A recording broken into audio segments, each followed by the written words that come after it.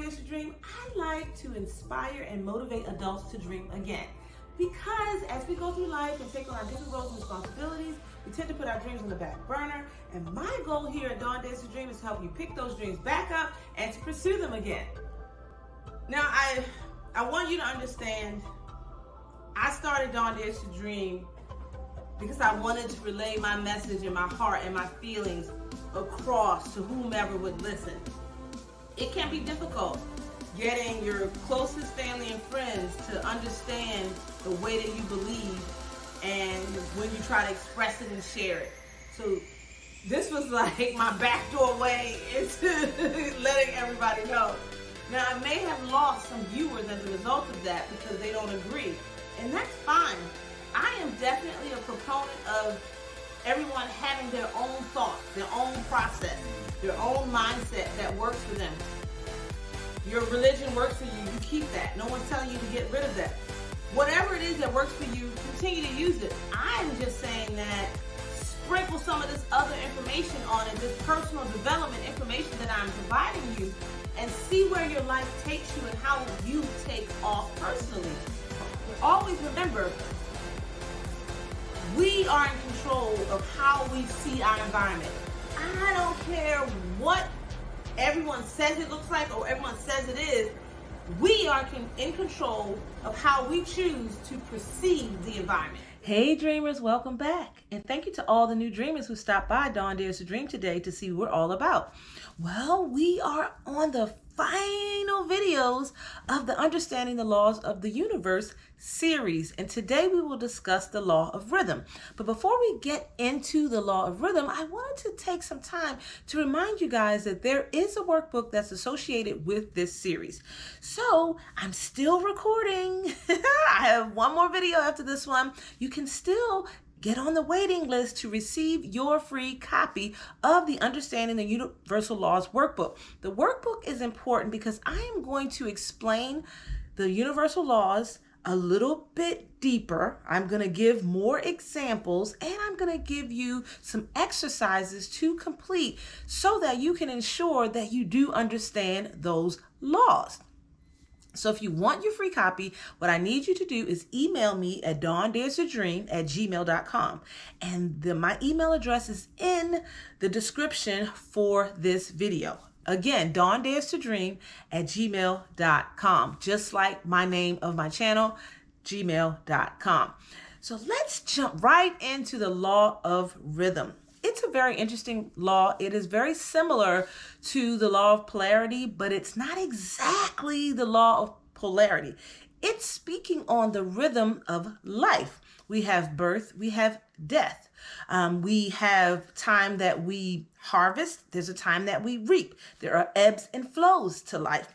And what I'm going to do is give you an example of what the law of rhythm is in the natural world. And then I'm going to give you an example of how I handled the law of rhythm with a personal example in my life. There are two sides to the law of rhythm. And we're not going to call them good. We're not going to call them bad. We're going to call them just two sides. Because remember, there is no such thing as good or bad. It's about how we think of them and how we perceive them to be. You know, the law of relativity that we talked about previously. So with the law of rhythm, basically, it's like a wave in the ocean. You know how the wave comes up and then it crests and then it washes up on shore? And it's like this big, ginormous thing, has all this power to it. But a wave doesn't stay up here. It does come down and come to shore, right? So that is the law of rhythm in natural sense. So let's talk about a surfer. Now, a surfer who's just learning how to surf may have some issues with some of these waves. So they get out there and they paddle out there to get to the wave, to catch it as it's coming to a peak, right? And then they want to ride, you know, that little cone circle, and in the middle, they want to ride that until they come out and then come all the way back up to shore. Now, when you're a professional surfer, that is exactly what you do. You ride that wave, and you don't fall, you don't crash, you don't drown. You just ride that wave, and whoosh, and you come up to shore. Now, I don't know all the professional terminology for what that is called when you are a surfer, but you know what I'm talking about. You've seen some of those TV shows, I'm quite sure. So that's the way you want to ride a wave in life. For example, when I got diagnosed, bipolar, I was placed into a psychiatric hospital. And it was a hospital full of people who had mental illnesses, who had been diagnosed or yet to be diagnosed, were being housed for a certain number of time, housed of their own free will, some not. So when I first entered into this hospital, I wasn't in there of my own free will. So I was a little nervous about how do I get out of here? But instead of basically acting a plumb fool and saying, let me out of here, I want to get out, run, and then they have to transfer me from the intake ward where I was to another ward where you have more restrictions. That didn't happen, because when I got there, I said, okay, this is where I am. I'm here for a reason. And I knew I was here to find out what was going on with me. I knew that I was different. I knew that I felt different on the inside from other people, but I did not know how to express it well enough to get the help that I needed. So having the manic episode and crashing the way that I did gave me the opportunity. So for me, I decided that I was going to hold on to this opportunity and look at it like a good thing.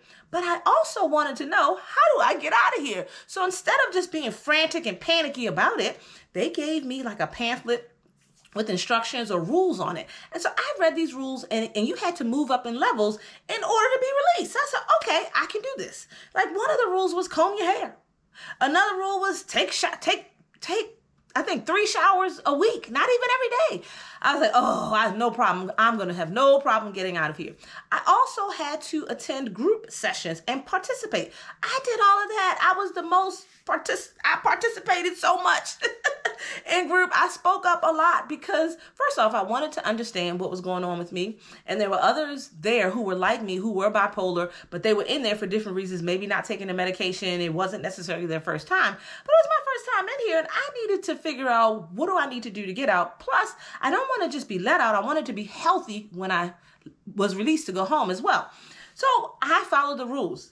And I didn't lose my mind or lose my self-control because I was frightened of being in there. And then how was I going to get out? So that was me riding the wave and coming to shore. So now I get out and I'm on shore. I'm on dry land. I'm like, yes. So that's the ebb and flow of my situation, being taken into the hospital and then being held until they decided they wanted to release me. Now, it wasn't my decision. And that's the thing that got me, because I didn't have any control. But even though I had no control, there's a rhythm to everything. Yes, there was an intake process. There's always an exit process. They were not going to keep me here forever. I just wanted to get out as fast as possible. So I followed the instructions so that I could do so. Now, there could have been another twist to that. I could have not ridden the wave well. So, for example, a new surfer is trying to ride that wave, and instead of riding it properly so he can ride it out and then come to shore, the wave crashes on him, and then they're down in the water and, like, oh my God, I got to get my breath. I got to catch my breath. I got to get up. They lose a surfboard, some of them, if the wave is hard enough. You understand? So that's that wild and crazy ride of the wave, because you really didn't ride it. The wave told you what it wanted you to do. It knocked you down and said, you're going to stay down under this water until I say you can get up, and once you relaxed and let yourself float, then you got up. But you had to follow the rules of the wave, if that makes any sense. That's exactly the same with me being taken in to the hospital. I could have gotten in that hospital and still have been out of control and been transferred to another ward where maybe I was in a locked room by myself and didn't have the freedom to move around like I did in the intake ward. Now, can you imagine what that would have felt like for me? Because I went from a regular hospital in the psych ward of a regular hospital, right? Locked in a room, which I didn't like that at all. So once I calmed down and everything was okay, I asked the nurse, could you not lock the door and could you leave it open? She actually left the door cracked for me. This is at the hospital with the psychiatric ward. So when I got to, I think it was called Springfield, to the large psychiatric hospital, I did not want to be locked in a room. So had I come in and still had the same mindset that I did when I originally was taken and was kind of losing my mind and not, coherent and not wanting to listen and do what anyone wanted me to do, if I had come into this other place like that out of fear of not knowing what was going on, then I wouldn't have gotten out as fast. And the wave would take control of me, like the surfer when it knocks them down and you can't get up until you relax and you float to the top. I had to relax and say, let me follow the rules and see what it takes to get out of here. Had I not done that, I might have been there for 7 days. I don't recall. I don't think it was 7 days. I feel like it was about 4. But say it was 7 days. It could have been a month or 2 before I was released, because the law of rhythm, I came in, so I had to leave, but it would have been on the hospital's time and not mine. But because I followed the rules and I rode the wave, I was out in less than a week. Do you understand? That is the ebb and flow of life. That's the law of rhythm. When we are using the law of rhythm, what we need to remember is our mindset is everything. All of the other laws, I talk about mindset. This law is no different. With the law of rhythm, what is important when things are happening in your life that you like, things that are happening that you don't like, and things that are happening that you're neutral about? It is always important to maintain that grateful, thankful attitude, that grateful, thankful disposition, mindset. Now, if you've been studying the law of attraction, they always talk about when you are attracting things into your life, what you need to happen is you need to keep your attitude up. You need to keep your mood high. You need to be happy. You need to be experiencing joy. And they are saying this because of the law of rhythm. When you are riding the wave properly, it's easy. It just glides. So whatever's going on in your life, okay, I lost my job. Remember, I lost my job. I gave you an example of that, right? I lost my job. And I didn't lose my mind, I lost my job and I decided to enjoy life and go on vacations while I was unemployed for that 9 months. And after that 9 months, I got a job. Now, I had some assistance, and you know this from the other video, but that was me, riding the wave, because I'm unemployed, but I'm going to be employed again, because that's the other side of the pendulum. Tick, tock, tick, tock. There's a rhythm. So if you're unemployed, one day, if you're looking for work, you will become employed. Now, remember, I was willing to take a job that paid me less, because at a point I just said, I just need to work. But it worked out for me. I was able to get a job actually paying me $30,000 more than what I was originally making. Check that out. Okay, because that's the law of attraction. That's the universal laws in practice, because I had a good attitude the entire time. And even when my money ran a little thin, I started driving Uber. I didn't complain about it. I got up, I drove people around. People were like, your car is nicer than mine. And this is the conversations I would have. And I'm like, yeah, but I'm unemployed right now, so this is what I have to do. People disrespect your car. And I just kept my little wipes and wiped my seats, and I sprayed my my Lysol, because I really didn't want no germs from people in my car, But I had a good attitude about it.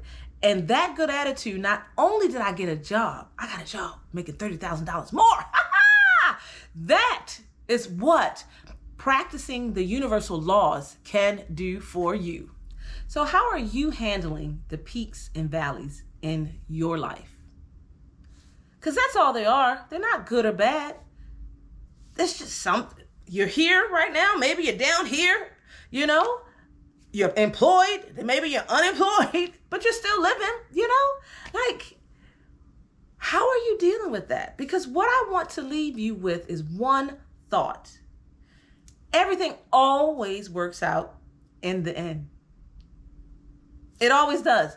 I have never been in a situation where I've been in what I thought was something negative, we're going to say, and it didn't turn out to be positive later. There's always a way out. We just have to be open to seeing, hearing, and believing that we can take action to get to use the way. But there's always a way out. There's always a way out. But we have to just be open. How open are you to changing the direction, the trajectory of your life? What are you doing to set your mind? I think one of those things are you're watching this video right now. Yes, you're watching this video. The next step is you need to go ahead and purchase.